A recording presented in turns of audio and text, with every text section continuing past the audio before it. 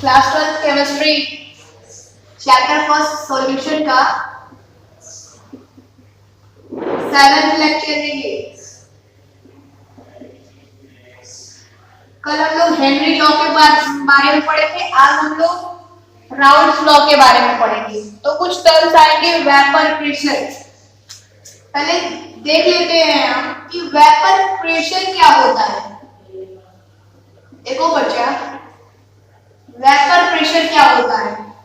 तो मान लो कोई लिक्विड है या कोई सॉल्यूशन है, कोई लिक्विड है या फिर कोई सॉल्यूशन है, ठीक। तो इसके जो सबसे ऊपर जो लेयर होगा पार्टिकल्स का, इसके ऊपर लगने वाला, जब इसको आप इसका जो लिक्विड है, लिक्विड जब चेंज होगा किसमें, वाटर वेपर में,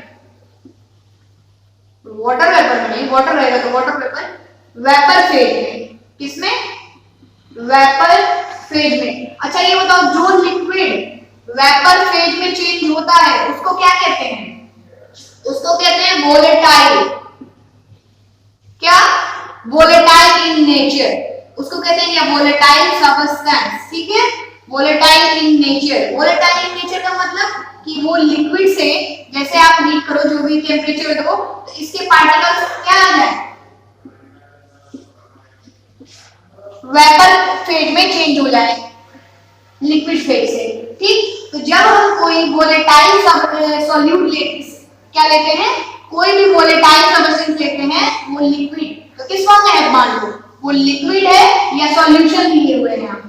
तो जब इसके जो पार्टिकल्स होंगे वेपर फेज में जाने के बाद, इस पार्टिकल के द्वारा लगने वाला इस सॉल्यूशन पर प्रेशर, इस पार्टिकल के द्वारा लगने वाला इस सॉल्यूशन पर प्रेशर होता है वेपर प्रेशर।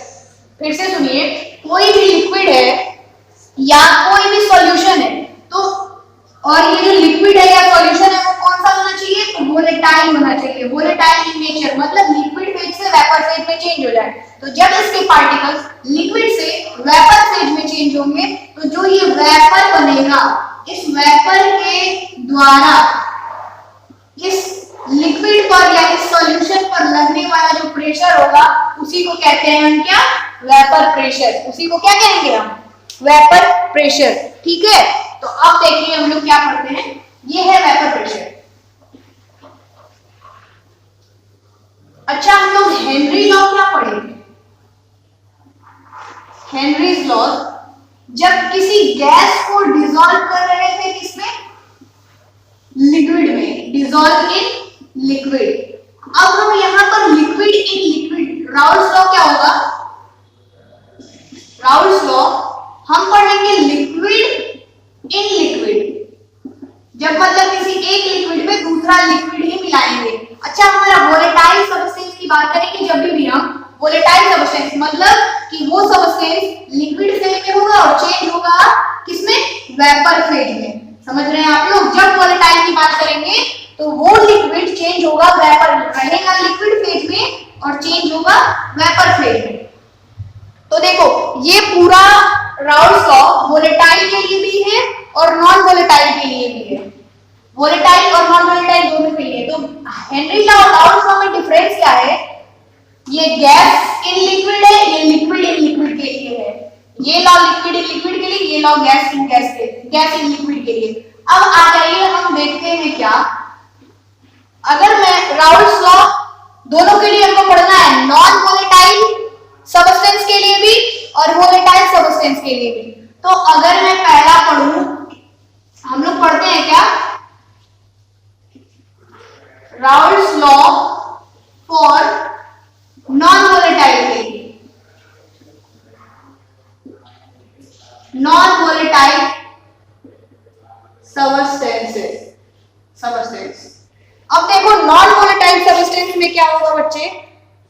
अच्छा एक टर्म छूट गया, इसको पढ़ने से पहले हम जरा वेपर प्रेशर का फैक्टर पढ़ लेते हैं कि वेपर प्रेशर किस किस चीज पर डिपेंड करता है। इसको पढ़ने से पहले वेपर प्रेशर जो अभी हम पढ़े थे, वेपर प्रेशर वो किस किस पर डिपेंड करता है, फैक्टर अफेक्टिंग वेपर प्रेशर, क्या, फैक्टर अफेक्टिंग ये देखिए टॉपिक वाइज है, उसको आप खुद से भी नोट कर सकते हैं। हम पढ़े वेपर प्रेशर, वेपर प्रेशर क्या होता है, फिर पढ़ रहे हैं factor affecting vapour pressure. Factor affecting vapour pressure मतलब कौन कौन सी फैक्टर है जो कि वेपर प्रेशर को अफेक्ट कर सकती है। पहला है क्या, पहला है टेम्परेचर। पहला क्या है, टेम्परेचर। आप बताइए, ये हो गया हमारा लिक्विड जिसके पार्टिकल्स हैं कुछ,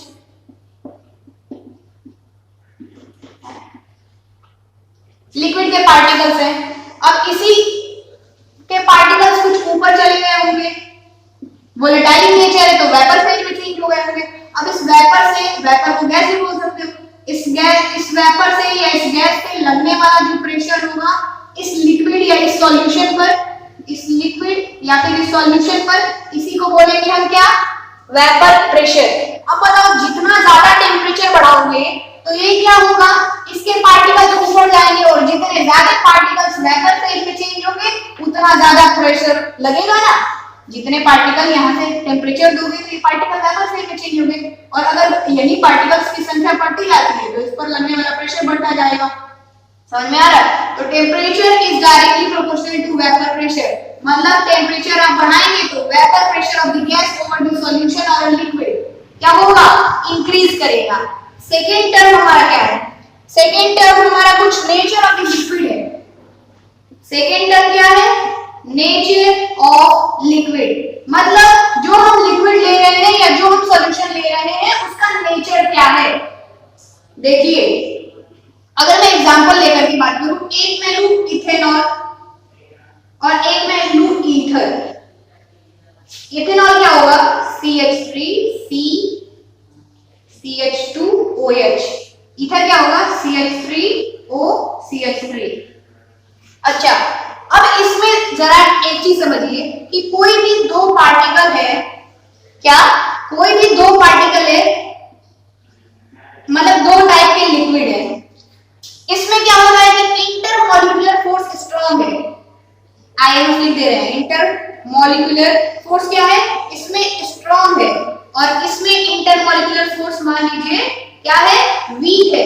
तो ये वाला जो पार्टिकल्स क्या हो रहा है, ये पार्टिकल्स अरे एक दूसरे से बंधे होंगे, अब ऊपर जा रहे हैं तो ये ब्रेक हुआ होगा तभी तो ये कब ब्रेक होगा, जब इंटरमॉलिक्यूलर फोर्स क्या होगा, वीक होगा।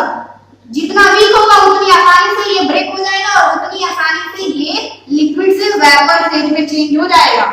जितनी आसानी से ये बॉन्ड ब्रेक होगा, यानी कि, और देखो जितनी आसानी से ब्रेक होगा मतलब ब्रेक हो गया और ये ऊपर चला गया, ब्रेक हुआ ऊपर चला गया, ये अभी उतनी आसानी से ब्रेक नहीं हो रहा है। यानी किसमें number of particles vapour phase में जाते होंगे, जिसमें intermolecular force IMF, intermolecular force IMF से डिनोट नहीं कर, IMF मतलब हम बता रहे हैं IMF, ठीक है। इंटरमॉलिक्यूलर फोर्स जिसमें वीक होगा उसमें वेपर प्रेशर क्या हो रहा है, ज्यादा हो रहा है। समझ में आ रहा है? तो यहां से क्या आया कि जिसमें intermolecular nature of the liquid, देखिए इंटरमॉलिक्यूलर चलो IMF लिख दिया, इंटरमॉलिक्यूलर फोर्स ऑफ लिक्विड क्या है, जिसमें ज्यादा उसमें क्या हो जा रहा है, उसमें वेपर प्रेशर कम हो जा रहा है, यानी इनवर्स का रिलेशन। जिसकी नहीं समझे, अरे वीक रहेगा तब तो आसानी से टूट जाएगा और ऊपर वेपर के फॉर्म में होगा। तो और अगर स्ट्रांग रहा इंटरमॉलिक्यूलर फोर्स स्ट्रांग, तो क्या होगा, इंटरमॉलिक्यूलर फोर्स स्ट्रांग, ये ब्रेक ही नहीं होगा तो ये वेपर में जल्दी चेंज ही नहीं होगा, यानी कि वेपर प्रेशर हमारा ज्यादा नहीं होगा। तो हम कह सकते हैं intermolecular force of a liquid जब स्ट्रांग होगा वेपर प्रेशर हाई होगी। ठीक, तो अब देखो जरा क्वेश्चन कुछ इस प्रकार से दे देगा तुमको कि एक ईथर है और एक इथेनॉल है। आप बताइए कि इसमें किसका वेपर प्रेशर ज्यादा होगा, किसका वेपर प्रेशर ज्यादा होगा, कैसे बताएंगे? तो ईथर क्या होगा, CH3OCH3, यहाँ देखिए इथेनॉल CH3CH2OH, यहाँ पे हाइड्रोजन बॉन्डिंग हो रही है, इसमें क्या हो रही है, हाइड्रोजन बॉन्डिंग। ऑक्सीजन और हाइड्रोजन के बीच में, और यहाँ पे ऐसा कुछ नहीं हो रहा है, यहाँ यानी कि यहाँ पे जो इंटरमोलिकुलर फोर्स है वो वीक है और यहाँ पर क्या है, स्ट्रॉन्ग है। तो आप बताइए हमको वेपर प्रेशर ऑफ CH3OCH3 ज्यादा होगा या फिर वेपर प्रेशर ऑफ CH3CH2OH, किसमें ज्यादा होगा? तो जिसमें की इंटरमोलिकुलर फोर्स वीक होगी उसका ज्यादा होगा, जिसकी वीक होगी उसका ज्यादा होगा। ये क्या लिखे? Intermolecular force of liquid strong, vapour pressure high, weak. Intermolecular force of liquid weak, vapour pressure high. समझ में आ रहा है ना कैसे होगा वेपर प्रेशर हाई? तो ये है हमारा दूसरा factor nature of the liquid पर, कि लिक्विड का नेचर क्या है। तीसरा फैक्टर है हमारा बॉइलिंग पॉइंट। तीसरा फैक्टर क्या है? थर्ड फैक्टर है बॉइलिंग पॉइंट।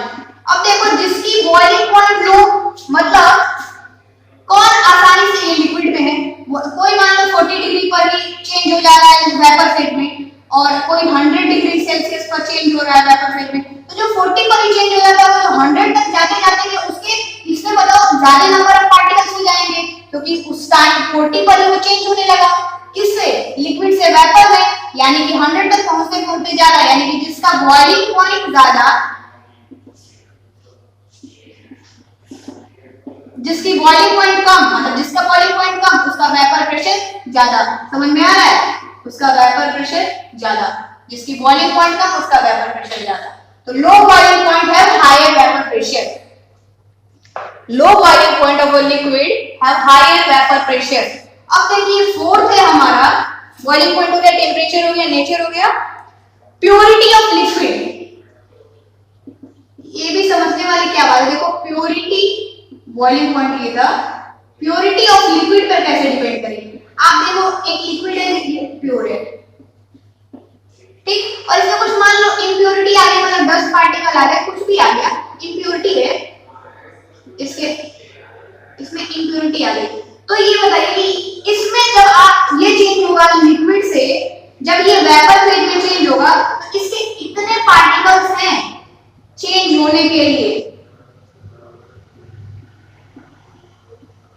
इसके इतने नंबर ऑफ पार्टिकल्स हैं ऊपर देखो चेंज होने के लिए वेपर में। बट यहाँ पे क्या होगा, यहाँ पे कुछ कमी ही आएगी, जब भी होगा यहाँ पे क्या होगा, क्योंकि ये जो इम्प्योरिटी है, इम्प्योरिटी को इससे डिनोट कर रहे हैं कुछ ऐसे, तो ये जो इम्प्योरिटी है वो तो चेंज नहीं होगा वेपर में, यानी नंबर ऑफ पार्टिकल्स अब इन गैस कम होंगे, तो जाहिर सी बात है वेपर प्रेशर भी कम लगेगा, क्योंकि इसी गैस के पार्टिकल से ही तो प्रेशर एक्सर्ट हो रहा है सॉल्यूशन पे।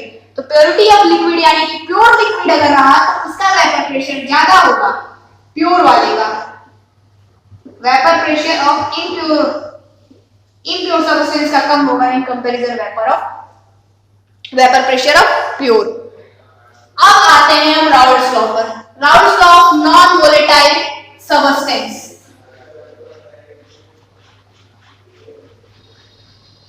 Vapour pressure of Raoult's law for non volatile substance, मतलब एक लिक्विड में ऐसे लिक्विड मिला रहे हैं, एक लिक्विड में, एक प्योर सॉल्वेंट में एक ऐसा सॉल्यूट मिला रहे हैं, यहाँ पे देखो सॉल्यूट भी हमारा लिक्विड ही है और सॉल्वेंट भी हमारा लिक्विड है, तो हम नॉन वोलेटाइल सब्सटेंस मिला रहे हैं, ये कह रहे हैं। सॉल्यूट हमारा नॉन वोलेटाइल नेचर का है, तो जब सॉल्यूट नॉन वोलेटाइल नेचर का होगा बच्चा, तो आप बताइए कि एक प्योर लिक्विड है, ये है हमारा सॉल्वेंट, क्या है सॉल्वेंट, ये ए है, ठीक, एक बी है जो कि नॉन वोलेट, इसको हम कुछ ऐसे दिखा दें, दो का पार्टिकल हमको समझ में आएगा, वो जब मिलाएंगे तो डिफरेंट करने के लिए। तो ये है हमारा सॉल्यूट, दोनों लिक्विड फेज में है, ये हमारा बी है। अब देखिए जब हम इसको इसमें मिलाते हैं तो क्या होगा, तो जो सॉल्यूशन बनेगा, तो इसमें कुछ पार्टिकल इसके भी तो होंगे। अब ये हमारा सॉल्यूशन है, मतलब a प्लस बी, इसमें दोनों है, a भी है b भी है। तो ये बताइए कि इस टाइम पर इसका वेपर प्रेशर, यानी इसके ये जब चेंज हुआ होगा इसके पार्टिकल्स प्योर सॉल्वेंट के, प्योर सॉल्वेंट का जो प्रेशर होगा वो क्या होगा, पी नॉट ए, छोड़ो पी नॉट ए से छोड़ो, इसके कुछ पार्टिकल्स होंगे वो बाद में। प्योर सॉल्वेंट का जो वेपर प्रेशर है हमारा पी नॉट ए, और बाद में जो वेपर प्रेशर होगा, मतलब जब सॉल्यूशन का वेपर प्रेशर क्या होगा, तो इसमें भी ये बताइए आप मुझे कि इसमें भी वेपर प्रेशर में पार्टिकल्स किसके होंगे, सिर्फ ए वाले के होंगे। किसके होंगे, ए वाले के ही होंगे। नहीं समझे? अरे भाई बी वाला तो नॉन वोलेटाइल है, बी वाला क्या है, नॉन वोलेटाइल है, मतलब वो लिक्विड से वेपर फेज में नहीं चेंज होगा। वेपर फेज में चेंज नहीं होगा यानी उसका प्रेशर इस पर लगेगा नहीं। समझ में आ रहा है? तो देखिए यहाँ पर, यानी कि जो सॉल्यूशन का होगा, सॉल्यूशन का जो प्रेशर होगा पार्शियल प्रेशर, तो वो सिर्फ डिपेंड करेगा ए के पार्टिकल्स पर। तो वही हमारा राउल्स लॉ कहता है कि the partial pressure of solution is directly proportional to the mole fraction of solvent। क्या कहता है, देखिए कहता है कि पार्शियल प्रेशर मान लीजिए इसमें पार्शियल प्रेशर ए का पार्शियल प्रेशर ए है, अगर मैं पूरा सॉल्यूशन निकालूं, vapour pressure of the solution उस टाइम ए है, vapour pressure of the solution, Raoult's का कहता है कि vapour pressure of the solution is directly proportional to the mole fraction of A, मतलब प्योर सॉल्वेंट। तो यहां से आप लिखोगे क्या, X A, mole fraction of X A. तो directly proportionality constant, directly proportional हटाने के लिए यहां पे आया के एक्स ए। अब जरा समझिए, यहां आ गया के एक्स ए, होगा क्या कि क्या है, ये जो मिला है प्योर सॉल्वेंट जब है, pure solvent,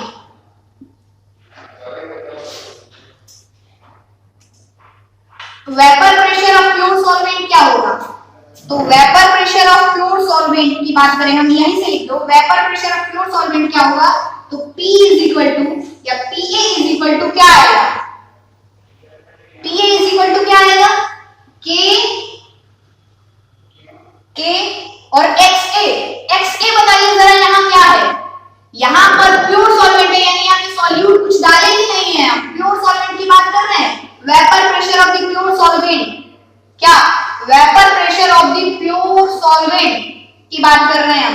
vapour pressure of the pure solvent में दूसरा वाला मिला ही नहीं है, तो मोल फ्रैक्शन कहां से आएगा, इतना बटा ही इतना ना होगा, यानी कि उस टाइम मोल फ्रैक्शन क्या होगा, 1 आएगा। तो कांस्टेंट K की वैल्यू क्या आ गई, यहां से कांस्टेंट K की वैल्यू आ गई vapour pressure of the pure solvent. तो vapour pressure of the pure solvent यहां पर आप P नॉट A लिखते हैं, तो यहां आप PS के जगह पे क्या लिख देंगे, P नॉट A XA, और अगर PA लिखे हैं यहां पर तो PA XA, उससे रट्टे मारने की जरूरत नहीं है, आपको बस समझना क्या है कि यहां जो आएगी प्रोपोर्शनलिटी कांस्टेंट वो क्या रहेगी, तो वो सॉल्वेंट की, प्योर सॉल्वेंट की vapour pressure, where P not A, या मैं P नॉट A से डिनोट कर दूं, चलिए P नॉट A से डिनोट कर दूं, तो यहाँ क्या आएगा, वेयर P नॉट A इस क्या है, तो vapour pressure of pure solvent. ये बात समझ में आई, ये वाली क्या हुआ है, देखिए जब आप प्योर सॉल्वेंट को लेंगे तो प्योर सॉल्वेंट का उस टाइम पर प्रेशर, तो प्योर सॉल्वेंट का जब प्योर सॉल्वेंट है तो उस पर लगने वाला pressure P not A is equal to K और XA। तो उस टाइम पे इसमें XA आप पढ़े होंगे, XA plus XB is equal to 1। तो यहाँ पे सिर्फ XA है ना, तो जब प्योर सॉल्वेंट की बात होगी, जब प्योर सॉल्वेंट की बात होगी तो वहां पर XB की वैल्यू क्या होगी, यहाँ पे XB मिलाया ही नहीं है भाई, सॉल्यूशन की भी बात कर रहे हैं, प्योर सॉल्वेंट की बात कर रहे हैं, तो यहाँ XB मिलाया ही नहीं है, तो XB 0, तो यहाँ से क्या आता है, XA की वैल्यू 1। तो यहाँ जब आप XA की वैल्यू 1 पुट करेंगे तो क्या आ जाएगा, P नॉट A की वैल्यू A। तो राउल्स लॉ कुछ इस फॉर्म में बन जाएगा, PS, वेयर PS क्या है, वेयर दिख रहा है ना, वेयर PS क्या है, तो vapour pressure of solution, P not a क्या है, तो vapour pressure of pure solvent, और एक्स ए क्या है तो आपको पता है mole fraction of pure solvent, mole fraction of solvent, mole fraction of solvent. तो ये है हमारा राउल्ट्स लॉ। अब देख लीजिए फिर से एक बार, राउल्ट्स लॉ क्या कहता है कि जब कोई नॉन वोलेटाइल सॉल्यूट डिसॉल्व करेंगे किसी सॉल्वेंट में, किसी वोलेटाइल सॉल्वेंट में, तो सॉल्यूट देखो सॉल्यूशन क्या बनेगा, इसके भी पार्टिकल्स आ जाएंगे जो कि वेपर फेज में चेंज नहीं होंगे। तो जो सॉल्यूशन का पार्टिकल्स होगा, सॉल्यूशन का वेपर प्रेशर होगा, वो जाहिर सी बात है बस किस पर डिपेंड करेगा, बस एक मतलब सॉल्वेंट वाले के पार्टिकल पर।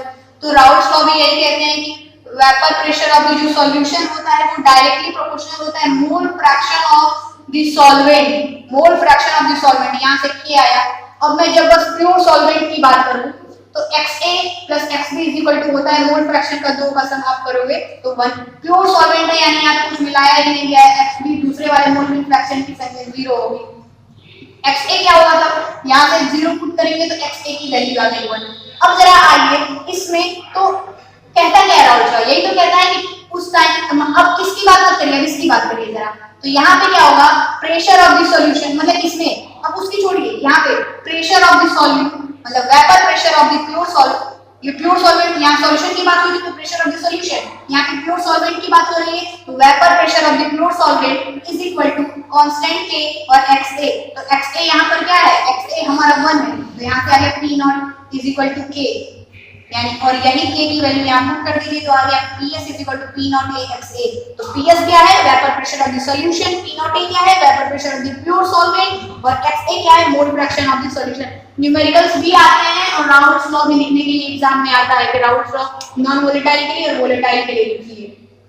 ठीक, तो आज के लिए बस इतना ही, कल पढ़ेंगे क्या, वोलेटाइल के लिए राउल्ट्स लॉ। Thank you.